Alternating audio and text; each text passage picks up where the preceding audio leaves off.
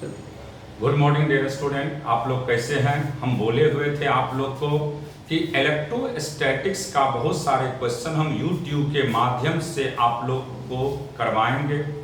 हम आज इनिशिएट कर रहे हैं। जैसे हमने बेसिक बहुत सारे कॉन्सेप्ट के विषय में चर्चा किए थे और असाइनमेंट में क्वेश्चन भी डाले हुए हैं जो कि आपको बोर्ड पॉइंट ऑफ व्यू से है।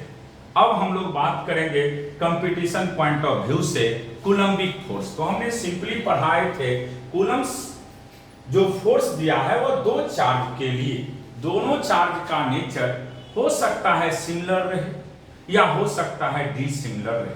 अगर सिमिलर होता है, जैसे मान लीजिए आप ट्रेन से सफर कर रहे हैं और 5 या 6 दोस्त मिलकर के एक बर्थ पे बैठे हुए, और अगर मान लीजिए 2 4 5 आदमी और आ जाता है तो आप उसको बैठने नहीं दीजिएगा क्योंकि नेचर सिमिलर है। लेकिन उसी तरीका से 2 4 गो लड़की आ गई मान लीजिए, वह आपको कहेगा कि भैया थोड़ा सा बैठने दीजिए, तो आप निश्चित बैठने देंगे क्योंकि नेचर क्या हो गया, अपोजिट। तो अपोजिट नेचर जब भी होते हैं तो फोर्स एक दूसरे को क्या करता है, अट्रैक्ट करता है, और सिमिलर नेचर का जब भी होता है तो फोर्स एक दूसरे को क्या करता है, रिपेल करता है। तो यहाँ पे हमने वही लिखे हैं कि Q1 Q2 दो चार्ज है, दोनों के बीच का डिस्टेंस r है, तो इलेक्ट्रोस्टैटिक फोर्स का वैल्यू होगा K, Q1 Q2 के बीच के सेपरेशन का स्क्वायर, K जिसको हम लोग 1/4 पाई एप्सिलॉन नॉट कहते हैं। क्या कहते हैं, 1/4 पाई एप्सिलॉन नॉट। ये कांस्टेंट होता है एयर के केस में और इसका वैल्यू 9 × 10⁻⁹ होता है। अब देखिए इसी पे कुछ आधारित क्वेश्चन का हम अभी चर्चा करने वाले हैं। जैसे देखिए क्वेश्चन पहला, a charge Q is divided into या on two object, the value of the charge on the object so that the force between the object can be maximum. कह रहा है एक चार्ज Q आपके पास दिया हुआ है, उसको इस तरीका से डिवाइड करिए ताकि दोनों के बीच में फोर्स क्या हो, मैक्सिमम। जैसे एक रफ भाषा में सिंपली गांव घर में कहावत है कि मान लीजिए एक आदमी है, उसको 2 गो मान लीजिए बच्चा है, यानी दोनों बेटा होगा, और वह अपने जायदाद को अगर इक्वली डिवाइड कर देगा तो निश्चित है दोनों भाई के बीच में प्रेम बना रहेगा। इसका मतलब है वहां पे फोर्स क्या रहेगा, मैक्सिमम। लेकिन अगर मान लीजिए किसी को कम किसी को ज्यादा दे दिया तो वहां पे फोर्स थोड़ा सा खराब डायरेक्शन में लगने लगता है, फोर्स स्ट्रांगली नहीं काम करेगा। तो देखिए इस तरह का जब क्वेश्चन हो तो सबसे पहला काम क्या करना है, 2 पॉइंट चार्ज आप देखिएगा। मान लीजिए हम यहाँ पे एक चार्ज लेते हैं, मान लीजिए ये चार्ज हमने लिया है, एक चार्ज यहाँ पे लिए। अब करना क्या है, यहाँ पे इस चार्ज का वैल्यू स्मॉल q दे दीजिए, तो इसका वैल्यू क्या होगा, capital Q minus small q, और बीच का डिस्टेंस मान लीजिए ये r दिया हुआ है आपके पास। बीच का डिस्टेंस कितना दिया गया है, r दिया गया है, बीच का डिस्टेंस आपके पास r दे दिया है। तो आप जानते हो फोर्स के विषय में, फोर्स का फार्मूला होता है कि दोनों चार्ज का प्रोडक्ट बाय बीच के सेपरेशन का स्क्वायर। यही हम लोग फोर्स के विषय में जानते हैं कि दोनों चार्ज का प्रोडक्ट बाय बीच के सेपरेशन का स्क्वायर। अब मैक्सिमम की बात करता है तो मैथमेटिक्स में एक कॉन्सेप्ट है, जब भी आपसे कोई मैक्सिमम या मिनिमम की बात करे तो सबसे पहला काम है वेरिएबल को सेलेक्ट करना। किसको, वेरिएबल। तो जो हम एजम्पशन किए हैं, जैसे यहाँ स्मॉल q एजम्पशन किए हैं, माने हैं, तो वेरिएबल क्या हो गया, स्मॉल q। तो सबसे पहला काम है वेरिएबल को सेलेक्ट करना। किसको सेलेक्ट करना, वेरिएबल को। तो वेरिएबल यहाँ पे क्या हो गया, स्मॉल q। स्मॉल q जब सेलेक्ट हो गया तो उसको डिफरेंशिएट उसी वेरिएबल के रिस्पेक्ट में कर देना है। तो डिफरेंशिएशन करेंगे, देखिए यहां से जब हम लोग डिफरेंशिएशन करेंगे बाबू तो क्या होता है इसका वैल्यू, इसी को हम अभी बताएंगे आप लोग को। तो जैसे फोर्स है मान लीजिए, तो dF/dq करिएगा आप लोग, डिफरेंशिएशन करिएगा। तो जब डिफरेंशिएशन करेंगे बाबू तो यहाँ पे जो भी कांस्टेंट है उसको बाहर कर दीजिएगा। उसके बाद इसको डिफरेंशिएट करेंगे, इसको मल्टीप्लाई करिए, capital Q into small q minus small q का स्क्वायर को हम डिफरेंशिएट करेंगे dq के रिस्पेक्ट में। किसके रिस्पेक्ट में? dq के रिस्पेक्ट में। अब ध्यान से देखिए, जब डिफरेंशिएशन करेंगे तो df by dq, df by dq की बात करेंगे तो k बाय r स्क्वायर तो हो गया। इसको अगर करते हैं तो ये कैपिटल Q कांस्टेंट है, कांस्टेंट को बाहर करिएगा, dq बाय dq का वैल्यू 1 होता है, माइनस ये q स्क्वायर को q के रिस्पेक्ट में करिएगा तो 2q इसका वैल्यू हो गया, 2q इसका वैल्यू हो गया। अगर मैक्सिमा लिखा रहे या मिनिमा लिखा रहे, फॉर मैक्सिमा, अगर मैक्सिमा लिखा हुआ है तो आप क्या करेंगे, इसमें df बाय dq का वैल्यू 0 के बराबर करेंगे। df बाय dq का वैल्यू किसके बराबर करेंगे? 0 के बराबर। df बाय dq का वैल्यू आप क्या करिएगा? 0 के बराबर। जैसे इसको 0 के बराबर करेंगे तो मेरे पास क्या है? k by r square, capital Q minus 2 small q बराबर 0। अगर इसको 0 के बराबर करते हैं तो ये 0 हो गया, यानी capital Q minus 2 small q का वैल्यू 0 हो जाएगा। क्या हो जाएगा? 0। तो यहां से अगर 0 हो गया तो यहां से हमारे पास स्मॉल q का वैल्यू क्या हो गया? Capital Q by 2।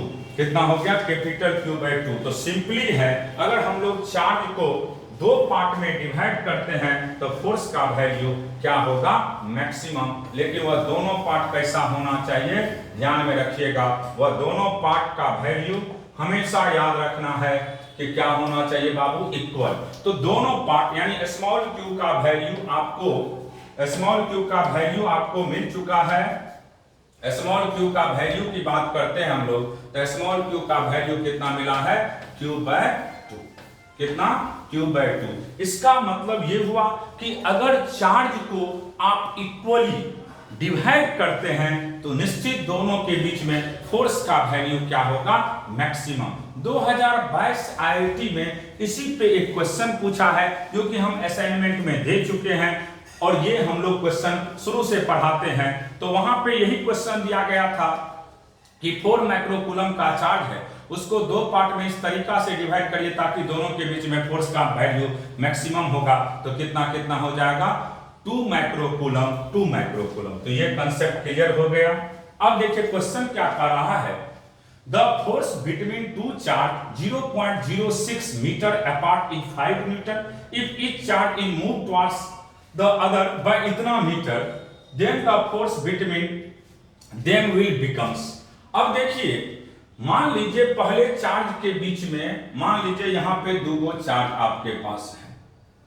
सबसे पहले हम लोग बात करेंगे, दो चार्ज हमारे पास अवेलेबल है।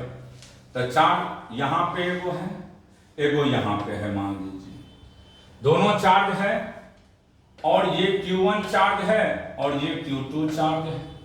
बीच का डिस्टेंस मान लीजिए R1 है।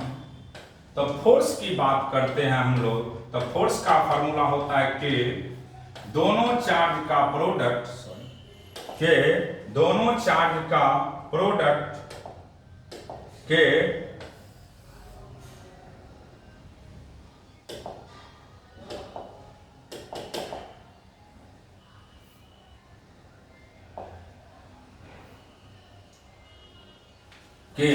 दोनों चार्ज का प्रोडक्ट हम लोग बात करेंगे यहां पे के दोनों चार्ज का प्रोडक्ट बाय बीच के डिस्टेंस का स्क्वायर। इसका मतलब ये हुआ कि फोर्स इनवर्सली प्रोपोर्शनल है बीच के सेपरेशन का स्क्वायर। तो F1 बाय F2 की बात करते हैं हम लोग, F1 बाय F2 की बात करते हैं तो क्या लिखेंगे? R2 बाय R1 का स्क्वायर, R2 बाय R1 का स्क्वायर। F1 बाय F2 की बात करेंगे तो कितना होगा? R2 बाय R1 का स्क्वायर। अब देखिए हमारे पास पहला फोर्स 5 न्यूटन है, F2 निकालना है, और दूसरा डिस्टेंस मेरे पास 0.04 दिया है और पहले जो डिस्टेंस है वह कितना है? 0.06 का स्क्वायर करिएगा, ये कैंसिल हो जाएगा और इसका वैल्यू 2/3 का होल स्क्वायर आएगा। इसको हम लोग लिख सकते हैं 4/9। तो F2 की बात करोगे तो बाबू यहां से F2 की बात करते हैं तो 9 गुने 5/4, 9 पचे 45, 45 में 4 से आप डिवाइड करोगे तो कितना होगा 11.25। तो इसका आंसर 2 हो गया। सिंपली ध्यान में रखना है कि फोर्स जो है वह इनवर्सली प्रोपोर्शनल होते हैं बीच के सेपरेशन का स्क्वायर, इनवर्सली प्रोपोर्शनल टू बीच के सेपरेशन का स्क्वायर। तो F1/F2 की बात करेंगे तो R2/R1 का क्या हो जाएगा स्क्वायर। ये असाइनमेंट नंबर 26 का क्वेश्चन है। अब हम लोग बात करते हैं, ये 32 नंबर का क्वेश्चन आपके असाइनमेंट में हमने दिए हुए हैं, वही क्वेश्चन है ये, और उसी को हम अभी बताने वाले हैं। क्या है ध्यान से सुनिएगा। An infinite number of charge, each of charge 1 microcoulomb are placed on x-axis with the coordinate 1 2 4 8 up to infinity. If a charge of 1 coulomb is kept at origin, then what is the force acting on 1 coulomb charge? तो सबसे पहले हम लोग चर्चा किस पे करेंगे कि मान लीजिए एक स्ट्रेट लाइन हमने खींच दिया, स्ट्रेट लाइन खींच दिए हैं यहां पे, ये ओरिजिन है, मान लीजिए ये आपके पास क्या है ओरिजिन, ये ओरिजिन है। ओरिजिन पे हम लोग दिखाएंगे कि वैल्यू क्या क्या लेते हैं। ये ओरिजिन है, यहां पे कितना कूलम चार्ज है 1, तो 1 कूलम चार्ज दे दिए। अब आपको पहला चार्ज जो है 1 माइक्रोकूलम यहां पे है, Q1 का वैल्यू 1 माइक्रोकूलम, Q2 यहां है, उसके बाद Q3 यहां है, डॉट अप टू कहां तक गया है ये इंफिनिटी तक। ये डिस्टेंस Q1 का वैल्यू आपके पास दे दिया है 1 माइक्रोकूलम, 1 माइक्रोकूलम, Q2 भी 1 माइक्रोकूलम। अब देखिए चार्ज सेम है, ये डिस्टेंस मेरे पास दिया हुआ है कितना, इसका वैल्यू R1 दे दिया है या x1 जो भी कहिए, ये आपको दे दिया है कितना बाबू 1 मीटर, 1 मीटर। यहां से ये डिस्टेंस दिया हुआ है आपके पास R2 का वैल्यू 2 मीटर, और ये डिस्टेंस आपके पास दे दिया है यहां से यहां तक R3 का वैल्यू, R3 का वैल्यू आपको दे चुका है, R3 का वैल्यू आपको दे चुका है कितना, ध्यान से देखिएगा इसको। R3 का वैल्यू आपको दे चुका है 4 मीटर।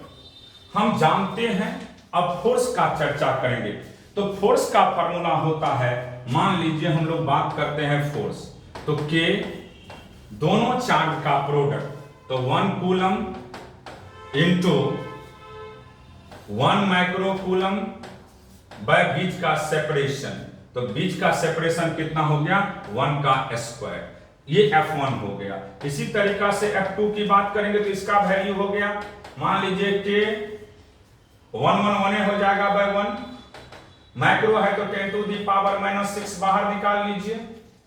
अब देखिए K रहने दीजिए। इसी तरीका से F2 की बात करेंगे तो सीधा K into 1 microcoulomb into 1 coulomb by बीच का सेपरेशन 2 का स्क्वायर, तो यहां से इसको लिख सकते हैं K गुने 10⁻⁻⁶ बाय 4 होगा। F3 की बात करते हैं, F3 की बात करते हैं तो K into 1 coulomb into 1 microcoulomb by कितना का स्क्वायर 4 का स्क्वायर, तो इसको करिएगा तो ये K गुने 10⁻⁻⁶ बाय 16। अब देखिए ध्यान से, ये हमारे पास फोर्स निकल गया, आपको नेट फोर्स निकालना है यहाँ पे, तो सबका डायरेक्शन इधर ही होगा, F1 फिर F2 फिर F3 डॉट कहां तक चलेंगे हम लोग इंफिनिटी तक, कहां तक इंफिनिटी तक। तो देखिए अब इसको कैसे बनाते हैं, सभी फोर्स को जोड़ देंगे, सभी फोर्स को हम लोग क्या करेंगे जोड़ देंगे, इससे देखिए कितना वैल्यू निकलता है। सभी फोर्स को जोड़ेंगे तो F नेट की बात करिए, जब F नेट की बात करेंगे हम लोग तो F नेट की जब बात करते हैं तो F नेट हो जाएगा यहां से F1 plus F2 plus F3 dot dot up to infinity. अब F1 का वैल्यू k गुने 10 टू दी पावर -6 को बाहर कर लीजिए, तो यहां से 1/1 plus 1/4 plus 1/16 dot dot up to infinity. अब याद करिए जीपी का इनफाइनाइट टर्म का सम हम आप लोग के क्लास में रटाए थे। जीपी का इनफाइनाइट टर्म का सम देखिए, जीपी पहचानने का तरीका है, अगर कॉमन रेशियो का वैल्यू सेम होगा तो वह जीपी कहलाएगा, अगर कॉमन रेशियो का वैल्यू सेम होगा तो क्या कहलाएगा, जीपी। तो यहाँ पे देखिए ये सेकेंड टर्म हो गया, ये फर्स्ट टर्म, डिवाइड करिए सेकेंड में फर्स्ट से तो 1/4, थर्ड में सेकेंड से करिएगा तो 1/4। तो इसका वैल्यू के का वैल्यू हम लोग जानते हैं 9 गुने 10 टू दी पावर 9 गुने 10 टू दी पावर -6। और जीपी का इनफाइनाइट टर्म का सम होता है a/1 - r, a/1 - r। तो a के बदले 1 और 1 - r के बदले 1/4 ले लीजिएगा, 1/4 कॉमन रेशियो 1/4 है। तो यहां से 9 गुने 10 का पावर 3 इंटू 4 एलसीएम, 4 ऊपर चल जाएगा, 4 में 3 से भागा दे दीजिएगा, तो इससे ये कट जाएगा 3, तो ये कितना होगा 12 पे 3 को 0 कर दीजिएगा, इतना न्यूटन। तो आंसर क्या हो जाएगा बाबू आपको बी। तो सिंपली याद रखिएगा यहां पे जीपी का इनफाइनाइट टर्म का सम आया, किसका, जीपी के इनफाइनाइट टर्म का सम आया। और हम जानते हैं जीपी के इनफाइनाइट टर्म का सम का फार्मूला होता है a/1 - r, a/1 - r, a/1 - r। और हम लोग समझाते हैं यही कि पहचानने का तरीका है कि कॉमन रेशियो का वैल्यू क्या होना चाहिए, सेम, कॉमन रेशियो का वैल्यू सेम, कॉमन रेशियो का वैल्यू सेम। अब सुनिए, हम आप लोग को समझाए थे कि अगर चार्ज का नेचर सिमिलर है, अगर चार्ज का नेचर सिमिलर है तो न्यूट्रल पॉइंट हमेशा इनसाइड मिलता है। कहां मिलता है, इनसाइड। तो यहां पे क्वेश्चन दिया है कि दो गो चार्ज है और उसका मैग्नीट्यूड इक्वल है। तो मान लीजिए एक चार्ज यहां पे है और एक चार्ज यहां है। एक चार्ज आपको यहां पे दिख रहा है और एक चार्ज आपके पास मान लीजिए एक चार्ज यहां है, एक चार्ज यहां है।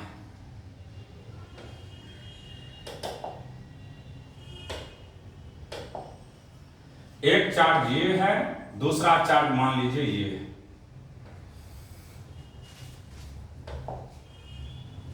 एक चार्ज ये,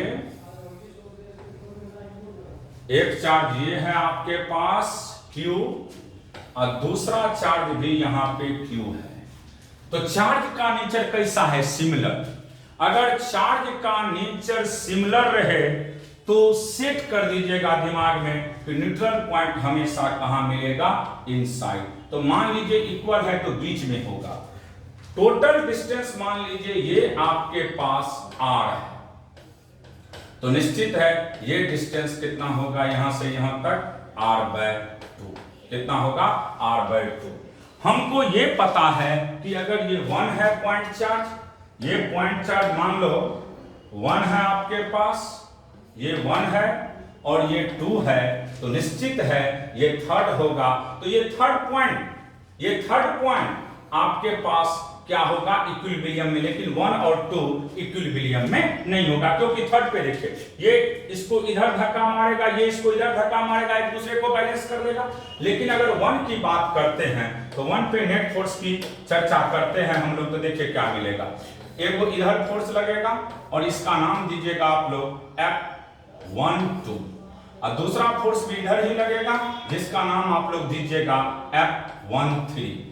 दोनों फोर्स एक ही डायरेक्शन में है और पूरा सिस्टम अगर इक्विलिब्रियम में है तो नेट फोर्स का वैल्यू हमेशा क्या होना चाहिए, 0। तो सबसे पहले नेट फोर्स का चर्चा करिए आप लोग। तो नेट फोर्स की बात करते हैं तो F13 plus F12, F13 plus F12। तो यहां से K, F13 की बात करते हैं तो Q, इसका भी चार्ज Q और बीच का सेपरेशन R²। फिर 13 की बात 1 2 की बात किए हैं, पहले 1 3 की बात करते हैं। चलो देखिए ध्यान से, 1 2 की बात करेंगे तब ये होगा, ये 1 2 को रिप्रेजेंट करेगा,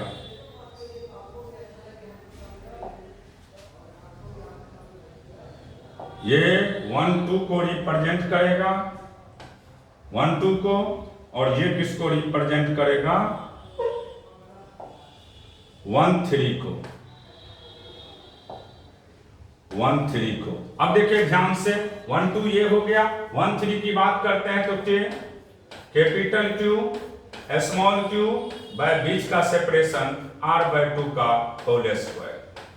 यहां से वैल्यू हो गया q square by r square plus 4k capital Q small q by बीच का सेपरेशन का स्क्वायर। अगर पूरा सिस्टम इक्विलिब्रियम में है तो नेट फोर्स का वैल्यू क्या होना चाहिए, 0। नेट फोर्स का वैल्यू 0, नेट फोर्स का वैल्यू 0। अगर पूरा सिस्टम इक्विलिब्रियम में है तो नेट फोर्स का वैल्यू क्या होगा, 0। तो kq square by r square plus 4 capital kq small q by r square का वैल्यू क्या करिएगा आप, 0 के बराबर। अब 0 के बराबर कर दिए, कैलकुलेट करके इसके वैल्यू को हम लोग निकाल देंगे। देखिए इसका वैल्यू क्या आता है, तो यहां से q square by r square बराबर -4k capital Q small q by बीच का सेपरेशन r स्क्वायर। ये कैंसिल, k से k कैंसिल, एक q से एक q कैंसिल, तो स्मॉल q का वैल्यू कितना हो गया, -q/4। यही आपका आंसर हो गया। तो जब भी इक्विलिब्रियम का केस दे, ध्यान में रखिएगा चार्ज का नेचर सिमिलर है तो न्यूट्रल पॉइंट हमेशा कहां मिलेगा, इनसाइड, और डिसिमिलर रहेगा तो कहां मिलेगा, आउटसाइड। किसके नजदीक, तो जिसका मैग्नीट्यूड छोटा हो उसी के नजदीक मिलेगा। ठीक है, आज इतना हमने डिस्कशन किए हैं। और आप लोग मान लीजिए फाउंडेशन बैच स्टार्ट हो चुका है, आप लोग अपने जो भी दोस्त यार है सबको बता दीजिएगा। टाइमिंग हम लोग वैसे अभी 6 से 8 और 11 से 1 रखे हैं, 2 टाइम है। आप लोग सभी लोग को इन्फॉर्मेशन दे देंगे। बाजार समिति में 9 से 11 बैच चल रहा है। ठीक है, अगले दिन इसके आगे हम लोग डिस्कशन करेंगे। ठीक है, थैंक यू।